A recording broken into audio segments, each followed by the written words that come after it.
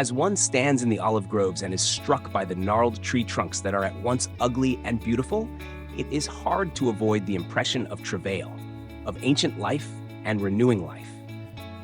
The olive tree, an evergreen known for its resilience and longevity, holds a prominent place in history and culture. Unlike deciduous trees, the olive tree's leaves do not seasonally fade or fall. They endure through both scorching heat and winter cold, continually rejuvenating. Without cultivation, however, the olive tree remains wild and unruly. It requires long, patient cultivation, typically 8 years, before it begins to yield fruit. Remarkably, even seemingly dead roots can produce new shoots, embodying a symbol of ancient life and continual renewal. Some olive trees on the Mount of Olives are still productive after 1,800 years, emphasizing their near immortal nature. In ancient times and still today, preparing the rocky land of Israel for olive trees involves planting, cultivating, pruning, grafting, and harvesting, a labor-intensive process. Post-harvest, olives are naturally bitter and must undergo a lengthy curing process with salt and vinegar to become edible. The refined olives then become a delicious staple food for all. Producing olive oil in ancient times required crushing the olives in a press. The seasoned olives were placed in strong bags and flattened on a furrowed stone, with a heavy circular rock rolled around on top, or by using heavy wooden livers or screws. This intense pressure released the precious oil.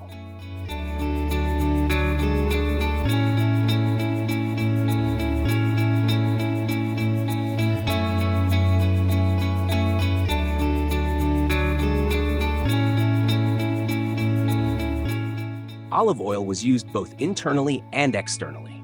It was a cooking oil, made better by heating, and was a condiment for salads and breads and meats. The pure oil had other vital uses. As an ointment, olive oil, mingled with other liquids, soothed bruises and wounds and open sores. Oil and wine were poured by the Good Samaritan into the wounds of the robbed and beaten traveler near Jericho. Olive oil was also the substance of light and heat in Palestine.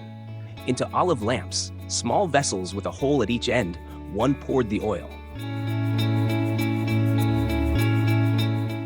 Even in a darkened room, one lamp, one thin flame of light, was enough to lighten the face.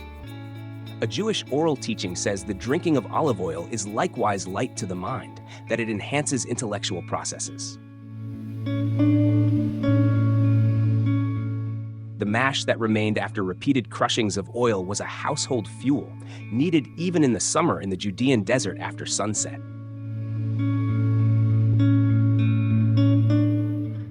The image of pouring oil on troubled waters and the associated olive branch of peace, such as the offering of peace and relief to Noah after raging seas, were common in Bible lore. In other spiritual contexts, oil was the token of forgiveness. Hence, Paul speaks of it as the oil of gladness. In religious rituals, olive oil was used to anoint kings and athletes in ancient Greece and burned in sacred lamps, including the eternal flame of the original Olympic Games.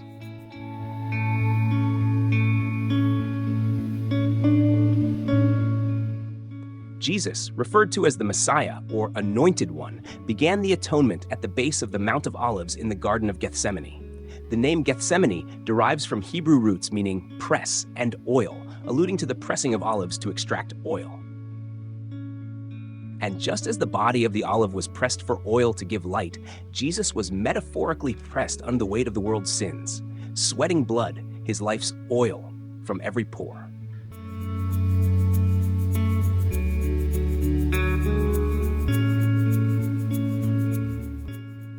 As you can see, the olive tree is more than a vital agricultural product, but a profound symbol of strength, endurance, sacrifice, and spiritual nourishment. As olive oil provides light, food, and protection for the body, we're reminded that the Holy Ghost offers similar sustenance for the spirit, teaching, cleansing, and illuminating our path.